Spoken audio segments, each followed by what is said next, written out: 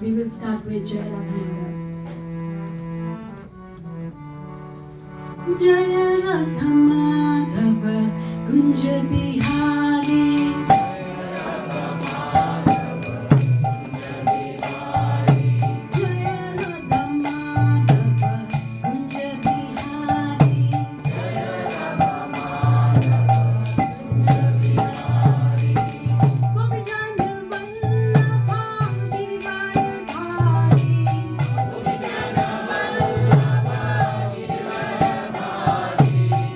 Yashodanandana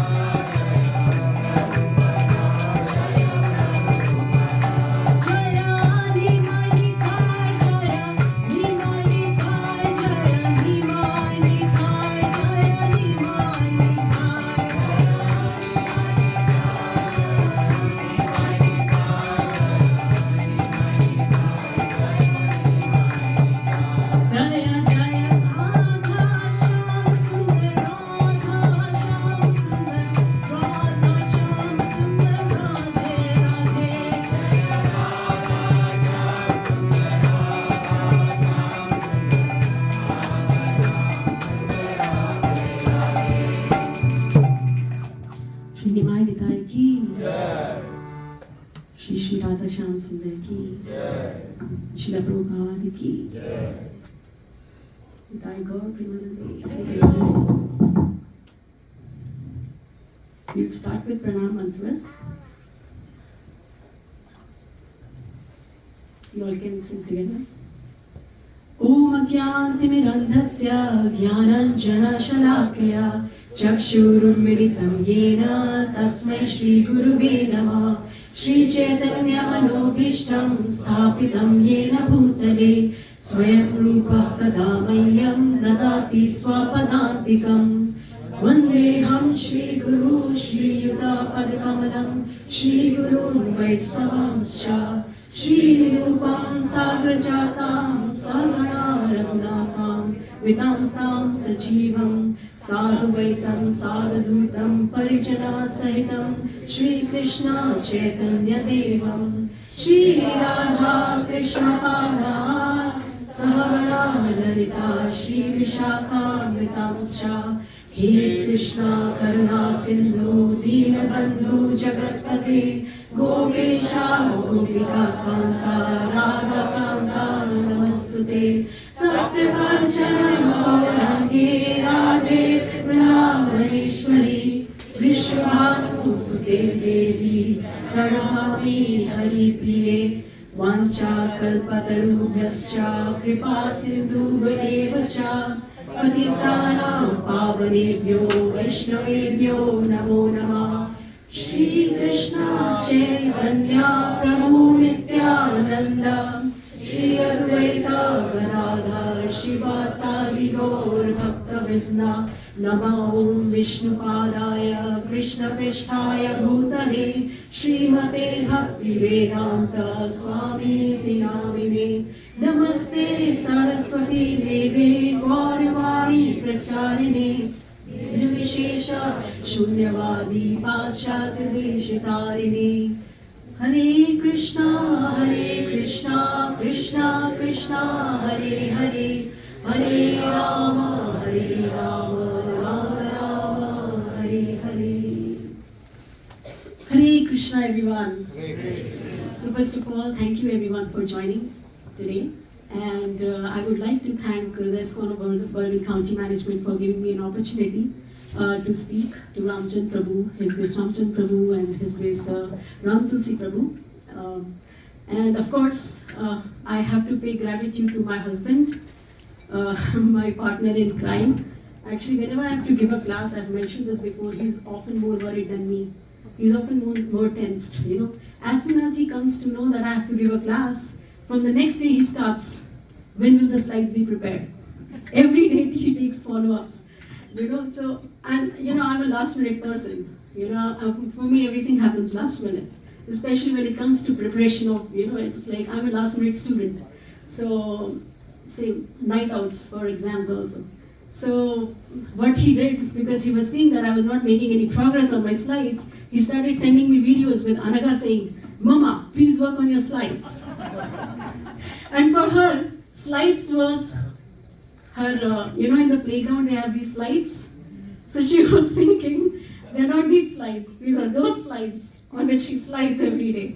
So, alright, so jokes apart, he's a wonderful, you know, a person to be having as a husband. He's my spiritual mentor, my guide.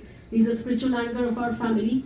So I'm very, very lucky, some causeless mercy from Krishna that I've got him as my husband.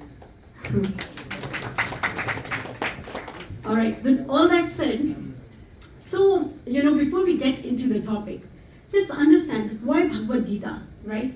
There are 100,000s of books available outside. We could be reading any other book, but we see that every Sunday we are coming here and hearing Bhagavad Gita. First we were doing verses, now we are doing summaries of the chapters. So why Bhagavad Gita, right? So if you guys are into reading, and if you open any of her, you know, New York best-selling book or any book, you know, you must have seen. So what the author usually does, before the introduction, before the foreword, before the actual contents of the book, first few pages are spent in writing the reviews of the book. And those reviews are usually from very famous people. So what author is trying to tell you is that, you know, that he's trying to portray a picture of his book, that this book is, he tries to increase the credibility of the book, the authenticity of the book, by writing those reviews in the first, so that as soon as the reader sees that, his thought, oh, I picked up the right book, and so he wants what positive impact this book can make. So similarly, so there is something called Gita Mahatmya, right? Bhagavad Gita Mahatmya, and it is written by a great saintly scholar, Sri Adi Shankaracharya, right? And this is like glories of Bhagavad Gita. It is like a very glorified review of Bhagavad Gita as a book. So he says, Maline mochanam pumsam jalasnanam dine dine sakrit gitamrita snanam samsara malinashanam. So the translation says that just like we take bath every day, right? So Adi Shankaracharya is saying, just like we take bath every day, and I'm assuming we all do, right? So, right now, these days, there is no dearth of body soap brands available in the market. Matajis might be knowing it a little bit more. Olay, Dove, Pantene, whatnot, right? So, and in India, if some of you who grew up in India, how many of you know about this soap brand called Dettol? And has anyone of you taken bath ever with that orange bar of Dettol? How many of you? All right, okay. So, just like any product has a tagline, any product that sells in the market has a tagline. Like, for example, Mountain Dew, Dar ke aage jeet hai, right? And Adidas, all day I think about sports. So, does anyone know what is the tagline of Dettol? So, Dettol tagline is, Mummy manegi, Dettol ka dhula. So that means that if you take bath with any other bar, soap bar, mom will not consider you clean, right? So basically, we use soap, we use water for cleaning our body every day, right? Just so for external cleanliness, so that we don't smell bad, and so that we have to use less perfume, right? So Adi Shankaracharya says, just like we're cleaning our external body every day, even once, if someone bathes his intellect in the sacred Ganges water of the verses of Bhagavad Gita, all the dirt of the material life will be vanquished. Right now Mahakumbh Mela is going on, and this Mahakumbh comes every 144 years. So you all might be having more understanding, some of you might be having more understanding of this, but based on my research and whatever I read, it looks like this happens every 144 years, that there is this perfect alignment of Jupiter, Earth and Sun. And the planets are aligned in such a fashion that currently I think Mahakumbh is happening in Prayagraj, right?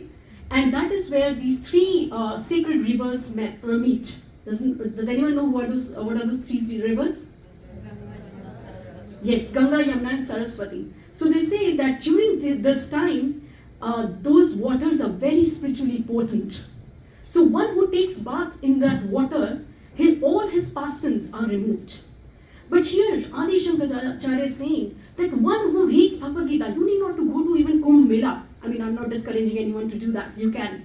But he's saying just by taking bath, your intellect, into the verses of the Bhagavad Gita, it is almost like you're vanquishing all the sins that you might have accumulated in your past lives and all that you will accumulate in your future lives.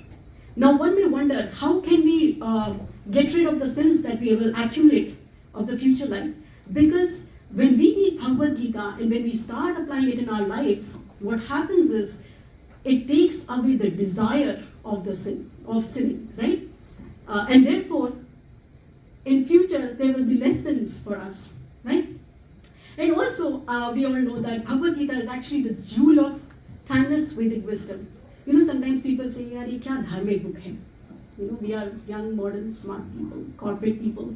We should be reading something like 7 Habits of Highly Effective People by Stephen Covey, Atomic Habits by James Clear. There is no offense in reading those books. They are amazing books. I have read them myself. So, but the thing is that this book is actually the father of all the self-transformation books that you will ever read. So it's not just a spiritual or religious book. It's actually a book of self-transformation. And all topics are covered here. Stress management, time management, mind management, mindfulness, meditation, and leadership principles, whatnot you will get out of this book, right? And it is a life manual, just like any sophisticated product that comes outside in the market. It comes with a life manual, like what is the purpose of this product? What are the features of this product? What to expect from this product, right? Similarly, this book is coming to us as a life manual, right? That what is the purpose of this human body, this most sophisticated product that is given to us? And human body is actually very, very sophisticated. You know, if you have some doubts, ask the doctors sitting here. You know, so expensive, such an expensive product. Try to replace any of your parts like kidney or anything, so expensive, right? Such a sophisticated product. So what is the purpose of this product? What are the features of this product, right? So that is what is there in this Bhagavad Gita, and that's why we are coming together here every Sunday, and there is so much of emphasis on reading Bhagavad Gita, right? So what is the structure of Bhagavad Gita? So we often talk about burgers. So this is not to tempt you or think about prasadam yet, and there are no burgers, I hope, the prasadam yet. So Bhagavad Gita is like a spiritual burger, BG, burger, right? So just like in a burger, there are 2 loaves of bread on each side, and in the middle is the most interesting part of the burger, right? So the upper loaf of bread is actually the Karma Yoga and the Dhyana Yoga section, which is the first 6 chapters, and the lower loaf, the lower loaf of the bread is actually the Jnana Yoga section, the last 6 chapters, from 13th till 18th. And the middle section is actually the most defining part of Bhagavad Gita, which is the Bhakti Yoga, right? So whenever you eat a burger, how do you order a burger? You don't say, I need a bread burger. You say, I need a cheeseburger, or I need a veggie burger, or I need a chickpea burger, or I need a black bean burger, or I need an impossible burger. You know, now there are impossible burgers also. So what defines the burger or Bombay sandwich, you know, for Bombay people? So what defines a sandwich is what is in the middle of the sandwich. You know, what kind of patty you have in the middle. And that is what Krishna is saying, that this Bhagavad Gita is actually defined by the most important section, which is the Bhakti Yoga section, right? So this is, this is like a one-word summary of each of these yogas. So we have yoga type, Karma Yoga. Krishna is talking about action, right? And the faculty used in action is usually our body. Then we have Dhyana Yoga, where Krishna is talking about the controlling the mind. You know, sit in certain postures. It is about meditation, and the faculty uses our mind. Jnana Yoga is about introspection. Who am I? How can we become better individuals? So that is about activating our intelligence, stimulating our intelligence. And the most important yoga that is being emphasized upon is devotion, is Bhakti Yoga, right?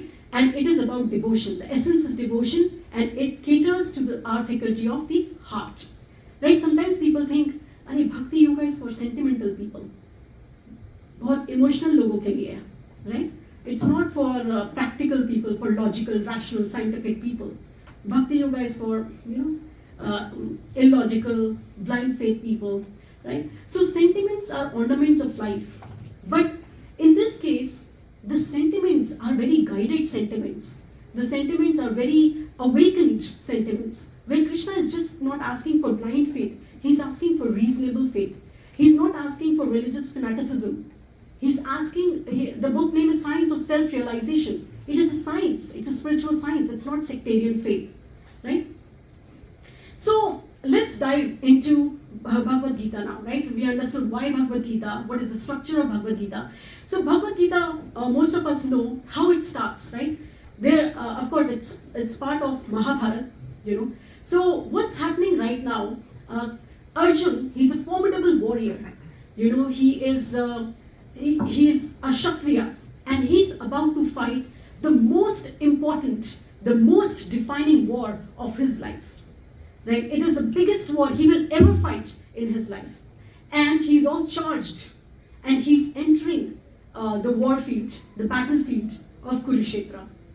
So he's all charged up, he's rolled up his sleeves, he's holding the Gandiva bow tightly in his hand, and he's asking Krishna is the charioteer, he asks Krishna, oh Krishna, could you please put my chariot right in the middle of the armies. I want to see who are standing in the opposition armies. I'm so ready to fight with them. He's really in a very challenging tone. Krishna, just put my chariot in the middle of both the armies. So Krishna says, okay, fine, why not? So Krishna goes and moves the chariot in the middle of the armies. And suddenly what happens? Arjun experiences 180-degree turn in his emotions, right? He goes through an emotional breakdown, right? Just walk into the shoes of Arjun for a few seconds. Like what he must be feeling right now. He was so pumped up, and suddenly something happened. He's going through an emotional breakdown. His mouth is drying up, his eyes are full of tears, his body is trembling, his body hair is risen, and the Gandiva bow is slipping from his hands, and he's crumbling down right now. Why? Because he sees his own relatives standing on both sides of the army. He sees his beloved grandfather Bhishma who is standing there. He sees his teacher Drona who is standing there, who taught him martial arts. And he's thinking, how can I fight with these people? And he's crumbling. And while going through this mental breakdown, he is in a huge dilemma. And then in chapter 2, he expresses this dilemma to Krishna. He says, Krishna, Prichhami tuam dharma sammudha cheta. I'm confused about my duty. What shall I do? I'm so bewildered. He's saying that on one side, I have Kshatriya dharma to perform. I am a Kshatriya, right? I am a formidable warrior. I am a martial guardian of the society. My prime duty is actually to fight war against injustice. So I should be fighting. But how can I fight? Because if I kill my own people, if I kill my own relatives, I will win the kingdom. But that kingdom will be tainted by the blood of my relatives. So how will I be able to enjoy this kingdom? What is the whole point of fighting? So he's confused whether I should perform Kshatriya dharma or I should perform Kula dharma. So whether I should perform action or Kula dharma, meaning that, let me just give up. Let me escape from the situation. Let me not fight this war. You know what? I will just wear orange robes, sit on top of a mountain, chant Hare Krishna, Hare Rama all day, all night. And that's it. Let me do that, let me give up. Because that seems to be a better route. So let me take the route of renunciation. But then he's thinking that will be so disgraceful for me. I'm a Kshatriya, How can I not fight? So he's completely confused. And sometimes, our mind gets completely blocked. We think that options are limited. But sometimes it's about thinking out of the box, thinking without the box. And then Krishna steps in as a counselor for Arjuna, right? So Krishna gives him the third option. He says, oh, hold on. There are more options available. It's not just Kshatriya dharma or Kula dharma. There is one more option for you. That is not only action or renunciation. What you do, you actually do renunciation in action. So Krishna tells him, Karmanyevadhikarasti ma phaleshu kadachina. Right? So what you do is, you perform your action, but don't be attached to the results of your action. Okay? So in first 6 chapters, Krishna is talking about renunciation in action. And now, after the 6 chapters, in the next 6 chapters, Krishna is talking about devotion in action. So from Karmanyevadhikarasti ma phaleshu kadachina, he comes down to Yad karoshi yad ashnasi yad juhoshi dadasiyat. Yat tapashyasi kaunteya tat kurishva madarpan. Right? Whatever you do, whatever you have, just give it to me as an offering. So from renunciation in action, now Krishna is taking him deeper, a level deeper into devotion in action. Right? So we will be talking about chapter 7 today. But this middle section, the Bhakti Yoga section, chapters 7 to 12, it is the heart of Bhagavad Gita, right? Heart is actually one of the most important parts of the body. If the heart stops beating, this body is gone, right? I understand, like soul is the most important part. I understand that part. But physically, soul is on the spiritual platform. Actually, heart is the most important part. So Bhakti Yoga is actually the heart of Bhagavad Gita, right? And there are 3 prime topics that are discussed in this. It is about bhakta, devotee, about bhakti, devotion, and then about Bhagwan, God, right? So, okay, now question, just to make sure no one's sleeping here. Bhagwan, what do you think? In which chapters Krishna is talking about Bhagwan? Damodarshan, I think you know the answer. Now the absolute. Yes, chapter 7. Chapter 7. And any other chapter he discusses about it? Chapter 8 as well. Okay. Now the Supreme Person. So it's sprinkled over almost in 10th chapter also, sprinkled over, right? In bhakti. This is very easy, bhakti. In which chapter it is discussed? Chapter 9, the most confidential knowledge, right? Any particular verses? Very famous one. Patram pushpam phalam toyam, you may bhaktya parishti, right? Okay, about bhakta. In which chapter is Krishna discussing about bhakta?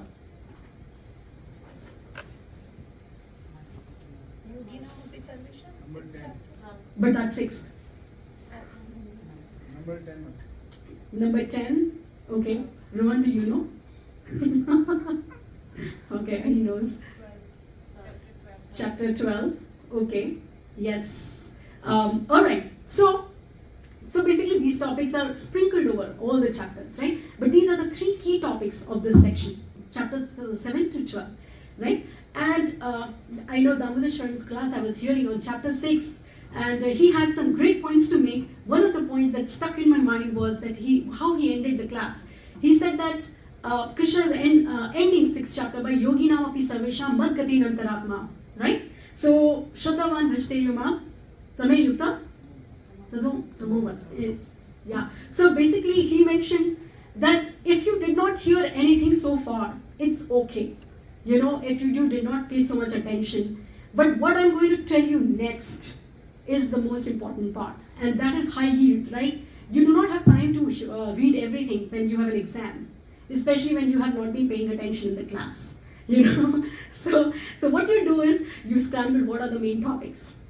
किसने क्या पढ़ने से ज़्यादा marks आ जाएंगे? So 80-20 rule.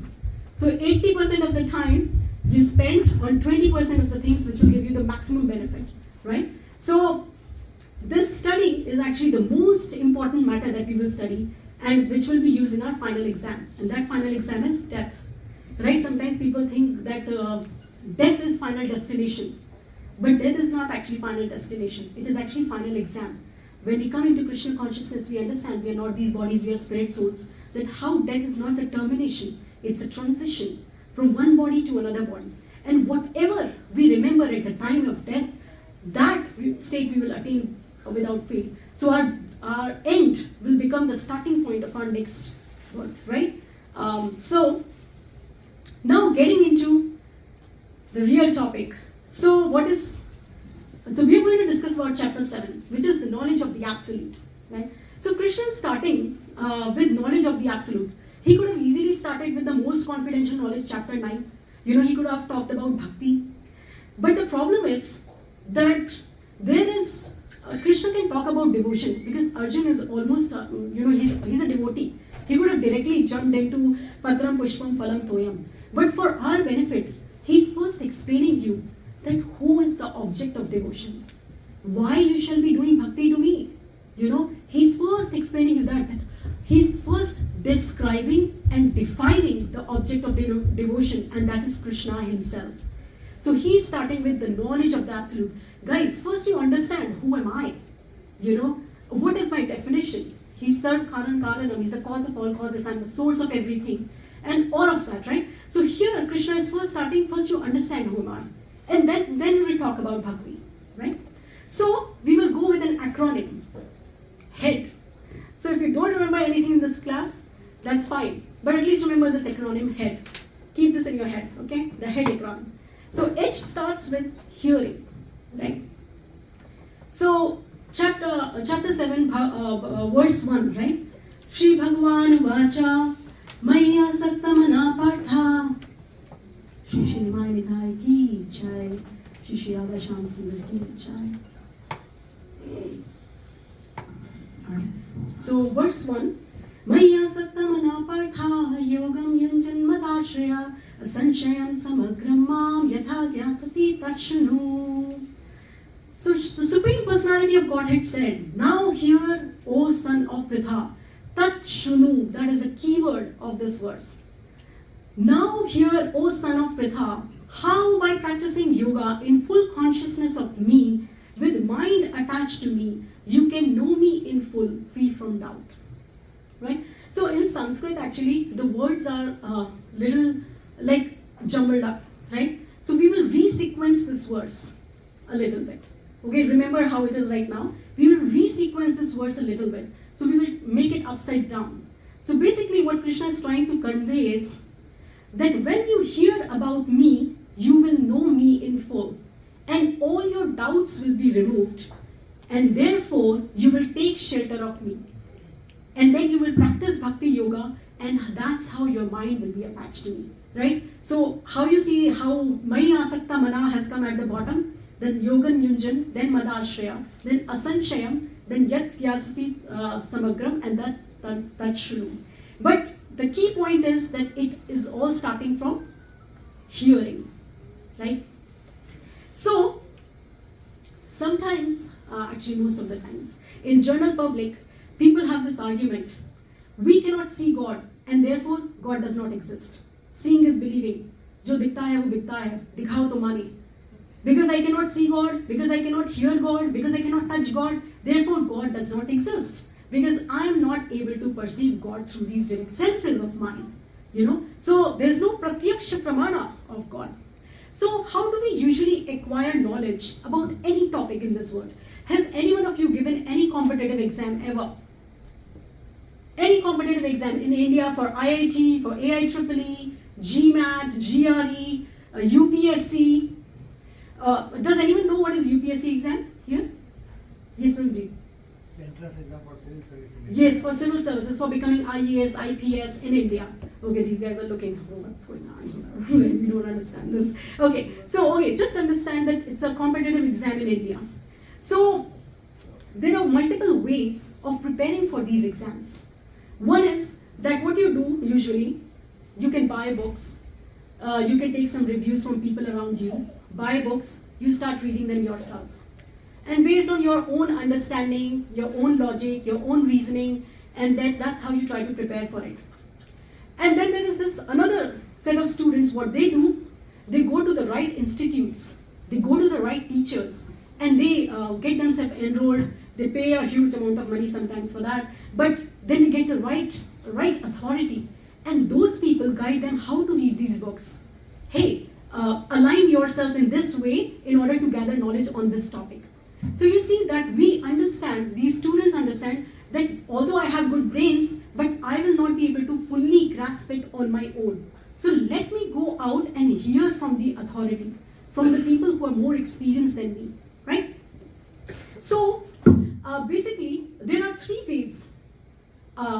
Just like in gathering any material knowledge, for spiritual topics also, there are three ways that we can get knowledge. One is pratyaksha pramana, which is direct sense perception, which we saw how limited it is. Right? For example, seeing.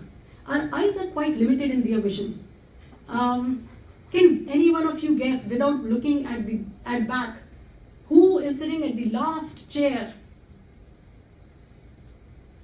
None of you can. No one can tell outside. Is there anyone sitting outside right now? Who's sitting on the chair outside? No one knows. These eyes are so limited. We cannot even look here on planet Earth. Forget planet Earth. Within ISKCON of Bergen County Center. Okay. Similarly, for hearing, we cannot hear infrasonic or ultrasonic voices, right? So there is only a certain decibels that we can, the range of decibels in which we can hear. Similarly, for taste, you taste something very sweet. You eat a spoon of honey, and then you try to eat anything, you will not be able to taste it. You see how limited our senses are. So, depending on our senses, for perceiving God seems incomplete, right? So, we are limited in our vision and perception of reality, about material reality, so forget about spiritual reality, right? So, therefore, Krishna is focusing on hearing, right? And hearing is actually the first sense that develops in a child when the child is in the womb. And it is the last sense that gets deactivated in a dying man. We are given 2 ears and 1 mouth. There is a reason for that, right? So Shravanam has a lot of emphasis in our spiritual practice. Everything starts from Shravanam, from hearing. And Krishna, Arjun had been hearing for first 6 chapters. Why Krishna has to again emphasize on hearing? Because what happens is, when Krishna is speaking for so long, he's thinking maybe Arjuna might have lost some attention here. Even if the class is most interesting, after some time people are like, when will this get over? I want to break, I want to get up, I want to move, So you start losing concentration. So therefore, Krishna is bringing him back. Dude, okay, now you have to listen. Okay, now even if you lost your attention for some time, Tat Shunu, now you come back. You have to hear this, right? So Shravanam, we know the 9 processes, 9 types of devotional service, right? Shravanam, Kirtanam, Vishnu, Smarnam, Padasevanam, Archanam, Vandanam, Dasyam, Sakhyam, Atmanivedanam. But Sri Prahlad Maharaj, he's starting with Shravanam. Because Shravanam is actually the prerequisite for all other types of devotional service. Can anyone tell me who's the example from Srimad Bhagavatam we can take for Shravanam? Hearing. Parikshit Maharaj, yes. And who can we give an example for Kirtanam? Yes, Sukdev Goswami. But Sukdev Goswami also heard it first. From whom? From Vyasadev. Vyasadev heard it from whom? Narad Muni. Narad Muni heard it from whom? Brahmaji. Brahmaji heard it from whom? Lord Narayan himself. Yes. So see how it all started from hearing. And from hearing it became Kirtanam. From Shravanam it became Kirtanam. Shravanam Kirtanam. Shravanam Kirtanam. So it is all coming down in disciplined succession through hearing. Now let's talk about what is that one? Sparnam. Remembrance. Who is the example that you can give? Prahlad Maharaj. How Prahlad Maharaj is in constant remembrance of Lord Vishnu? Because he heard about Lord Vishnu, about the pastimes, about his glories, about his personality. He heard while he was in the womb of Kayadhu. So he did PhD in Srimad Bhagavatam while staying in the womb only. He did not have to even come out. And Narad Muni is such a great spiritual teacher. He's preaching to someone who he has not even seen. So see how Shravanam becomes so important. So everything is starting from Shravanam. His remembrance is coming from because he heard about Krishna, right? So as I was mentioning earlier, that Krishna consciousness is not sectarian faith. It is not religious fanaticism. It is spiritual science, right? And let's talk about this Hol's formula. So if in hearing you did not hear anything yet, so this is you can keep for yourself, which is the Hol's formula. Which is, sorry about that, 1 second. So, and there are no holes in this formula. Means this Hol's formula is perfect. First is, it starts with H, you hear. Then you observe, O for observe. So you heard, Krishna in chapter 2 is saying, we are not the bodies, we are spirit soul. Now what you do, you start observing. There are near-death experiences, there are past life regressions, right? And one common thing, right? Why everyone has different starting points in life.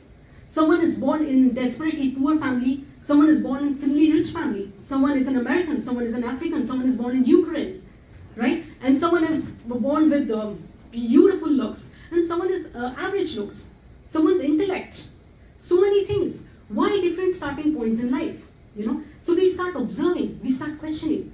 Then Krishna is saying, Arjuna is saying in Bhagavad Gita, mind is very difficult to control. You start observing, oh, mind is actually difficult to control. It's more difficult to control than the wind. And then Krishna is saying, Dukhalayam asashvatam. This place is full of misery. And everything is temporary. Then you say, like, you buy your Tesla Model Y. I don't know if there is a Model Y that exists or not. It does, right? So, so if it exists, you buy a Tesla today, very happy, you're on cloud nine, driving at 170 miles per hour. Tomorrow, someone bangs into your car. The same object. Today you were extremely happy about it. Tomorrow it becomes the same source of distress for you, right? So that happiness is so temporary, so short-lived, so ephemeral, right? So it is asashvatam. It is dukhalayam. It's a place of misery. There's a sine wave. Nothing keeps constant, right?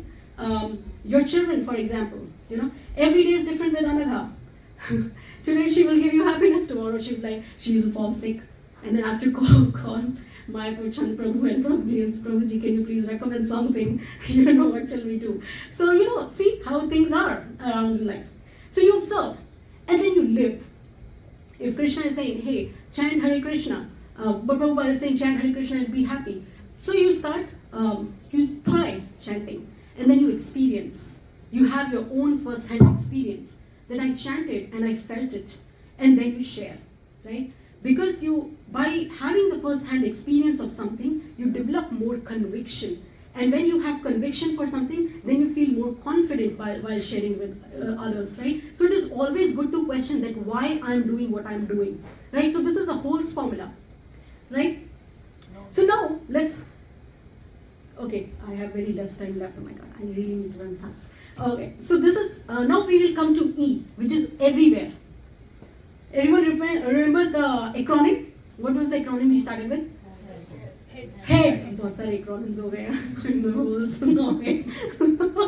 So, okay, H head. Okay, now we come to E, which is everywhere. The chapter name is To Knowledge of the Absolute. Now Krishna is saying, okay, now you have started hearing, now I will tell you who am I. Okay? So, people are saying that we cannot see God, we cannot hear God, we cannot taste God. So now Krishna is saying, okay, I will tell you.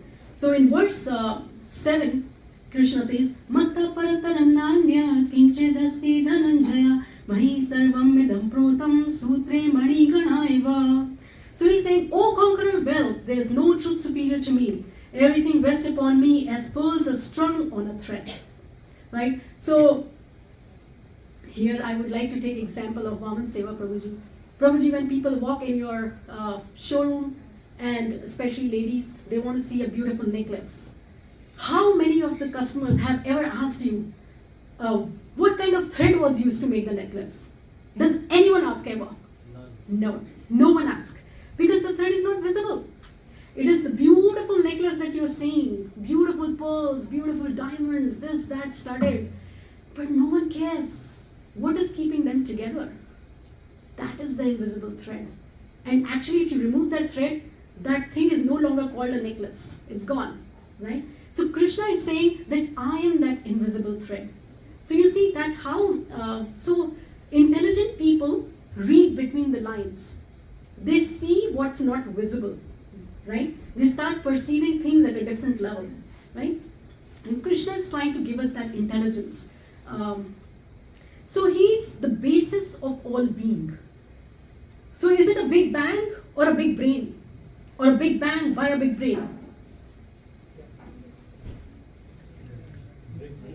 We don't know, right?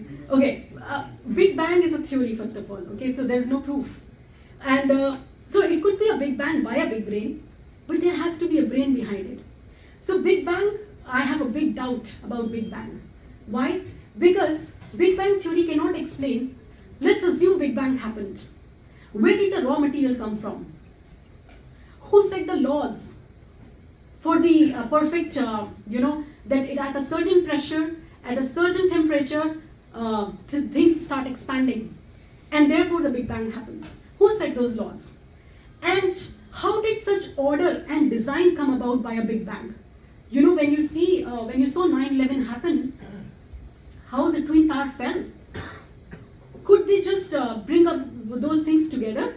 It took them years and years to bring up one word again. I think more than 13 or 15 years it took them. So it takes such hard work. How can things just come about by a bang? All bang brings is actually destruction. If you logically also think. And also a very, very easy question. Who invented law of gravity? Isaac Newton. Who thinks Newton invented law of gravity?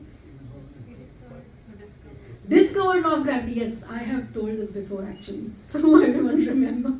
So Krishna did not, Isaac Newton did not invent law of gravity. He discovered law of gravity.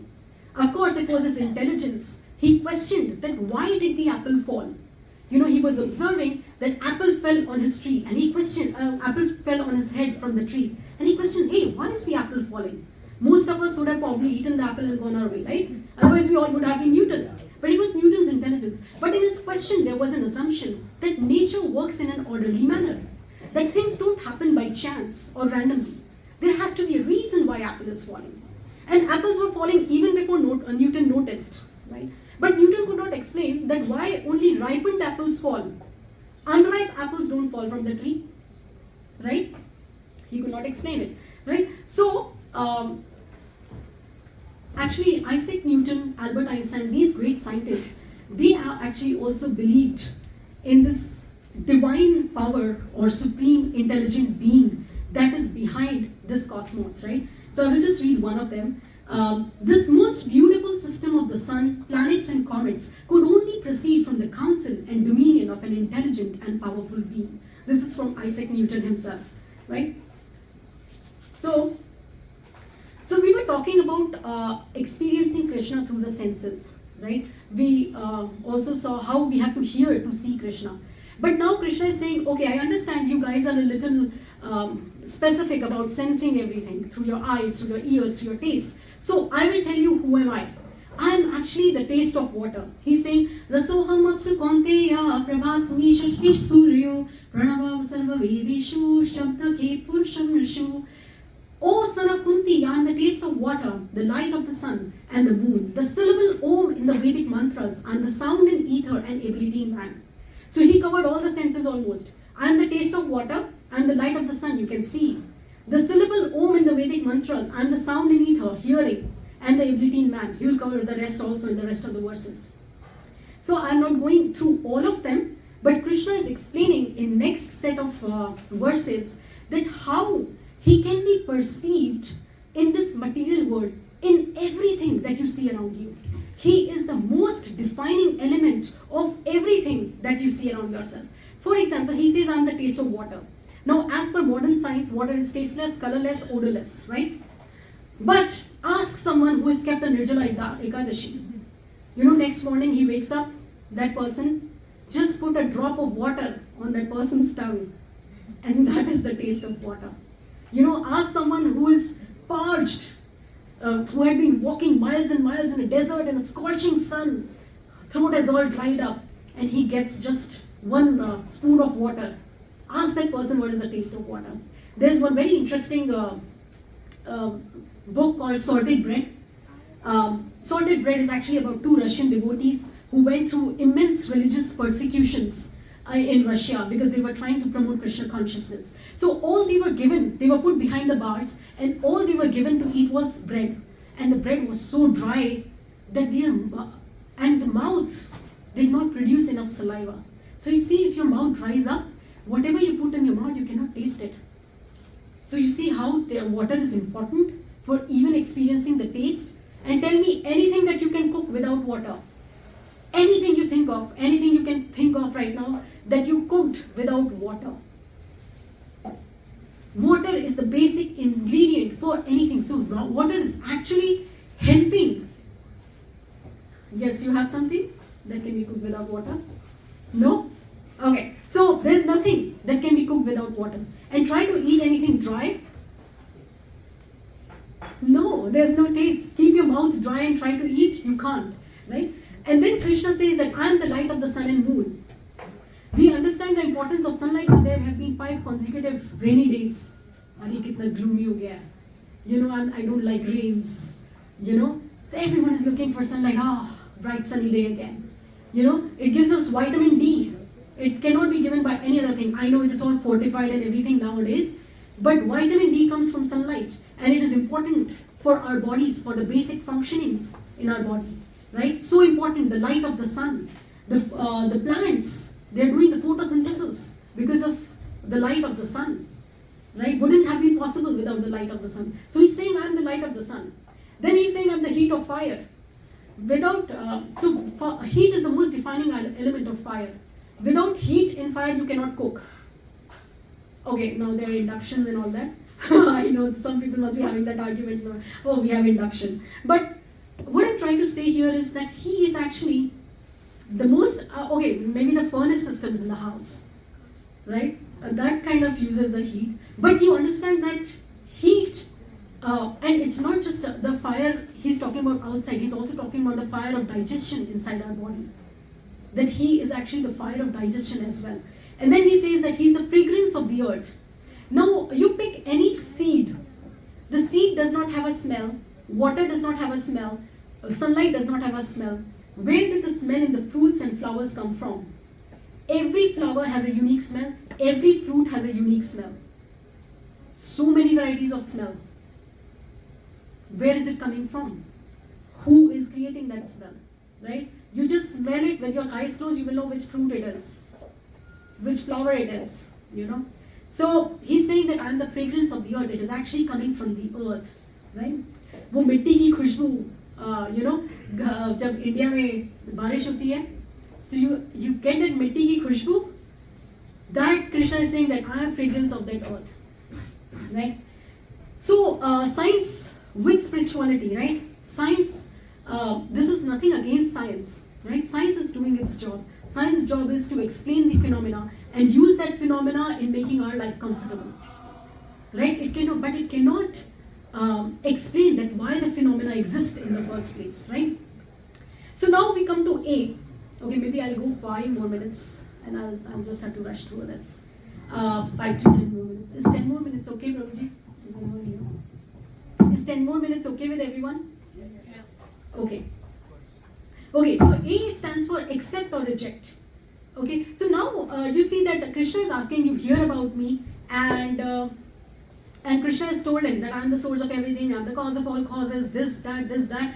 But now the question arises that it is so easy then. You know, we all can become Krishna devotees. What is the problem? No, it is not that easy. There's a twist. That is Maya. You know how Maya acts in our lives?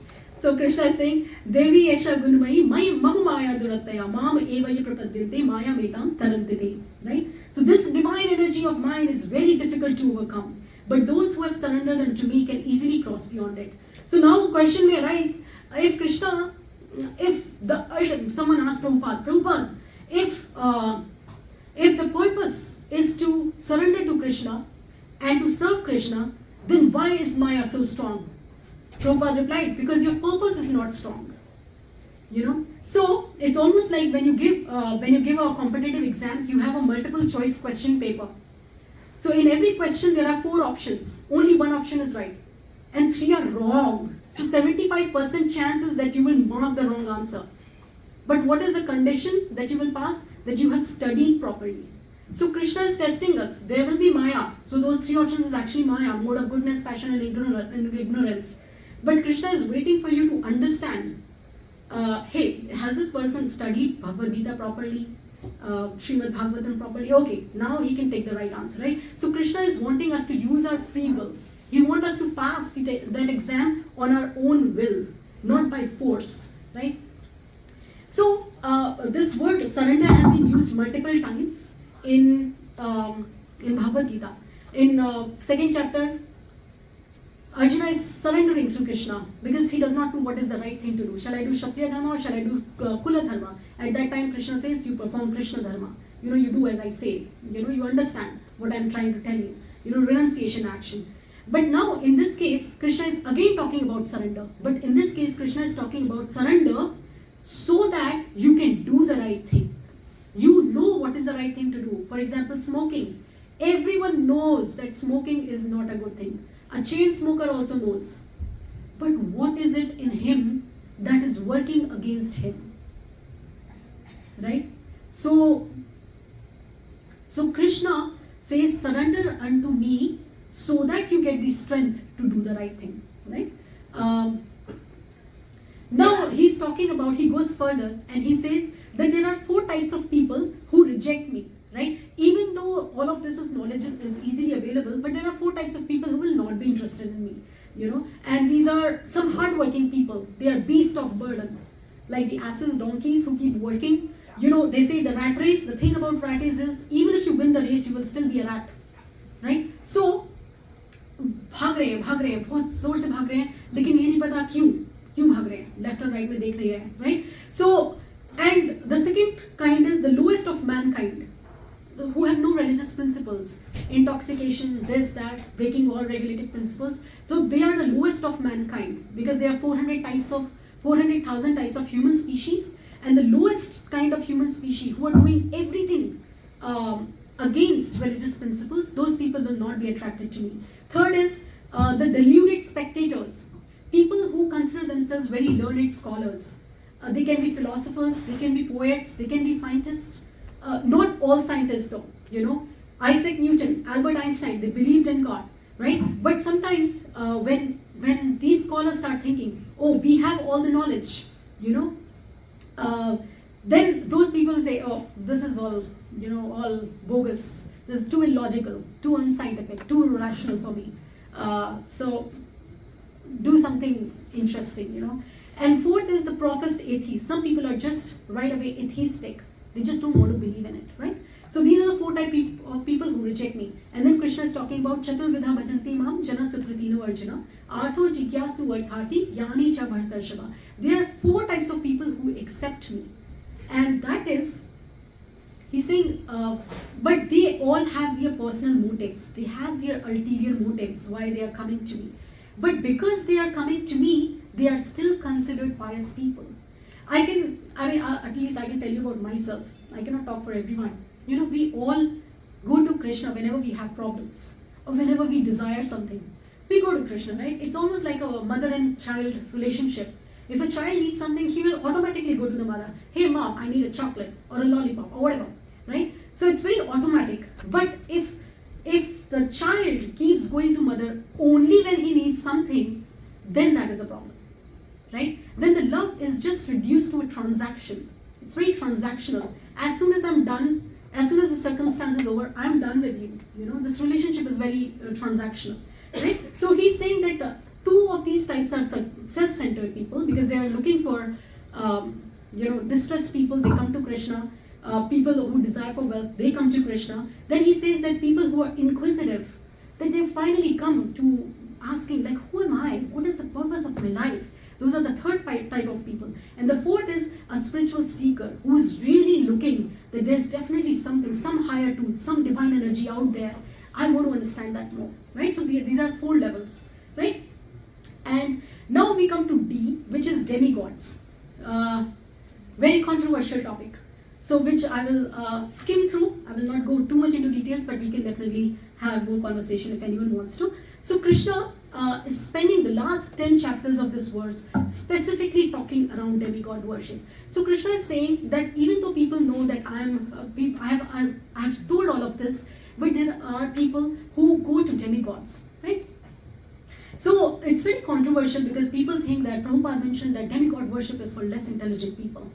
But actually, if in this verse you see, Krishna has actually mentioned that whose intelligence has been stolen by material desires. So if we are going to demigods, first of all, why we are going to demigods? You know, in, what is that chant? Okay, Lord Hanuman, actually he's not a demigod, but there's a chant, Tum to ho bal brahmachari, mujhe de do ek nari. You know, so this is actually a chant. So now, I mean, you know, Lord Hanuman, you can ask for so many things from Lord Hanuman. And then there's this another chant for Lord Ganesha, Sukha Sampatti Ghara Ave Kashtami Devanka, Om Jai Jagdish Hare. So this sounds a little transactional, right? That once your material desires are fulfilled, you're done. Like, you know, this relationship is very reduced to what can I get out of you, right? And in the material world also, we have these kind of relationships where people are always looking for what can they get out of us, right? So usually, so demigod worship is usually done out for material desires, right? So so in Bhakti theology, basically, sometimes people think that there is only one God, that is monotheism. Polytheism, usually Hinduism is thought to be polytheism. There are multiple gods, many gods. But actually, it is polymorphic monotheism. So religion, it talks about polymorphic monotheism. That is what Bhagavad Gita is talking about. Meaning that there is one God, but then there is whole team of people who's helping that supreme God, right? Just like an organization, just like a country. How a country is run. There is only one prime minister, but then there is a finance minister, right? In a corporate world, there's one CEO, there's one chief executive officer.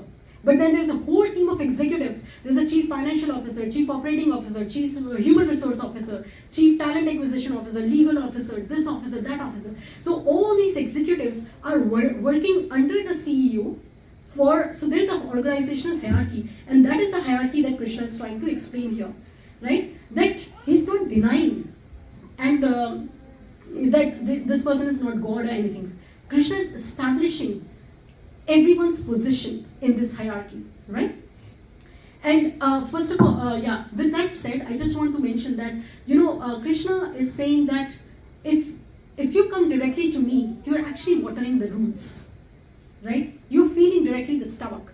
If you try to feed your hand or your legs or your neck, I mean, it's not worth it. So rather you just directly put your food in the stomach and then your whole body is nourished. Similarly for plant, you put water directly in the roots and all the parts of the plants, whether it's the trunk or it's the leaves or the fruits, everything will get water, right?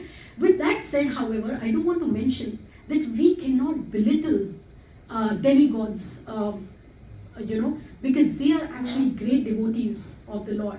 They are holding very supreme position. Just like under the CEO, there are these chief financial officer and all of these big officers. You don't say, oh, this person is just a chief human resource officer. No, that person is actually holding a very significant position in the organization. There are thousand people reporting to that person. So, and he has worked very hard to reach there. So we have to be very respectful. And especially when we are seeing other people who are new to Krishna consciousness, we have to be very sensitive when we are communicating with people. ऐसा नहीं होना चाहिए that we walk into someone's house and someone is new into Krishna consciousness. Oh, why have you got Lord Ganesha here? There should be Krishna deity only. Like we have to be very much aware of that from your place, at your pace, access Krishna's place. So we have to be very sensitive while we are communicating and always talk about commonalities over differences, right? Whenever we are having communication with new people, always talk about common things first before we get into the details of these things, right? All right, with that said, I will pause here. Any questions, thoughts, realizations, anything? Oh my God, so quiet. I spoke too much.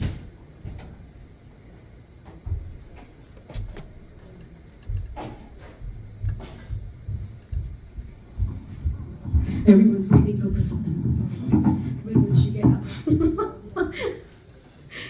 Thank you so much, everyone. Thank you.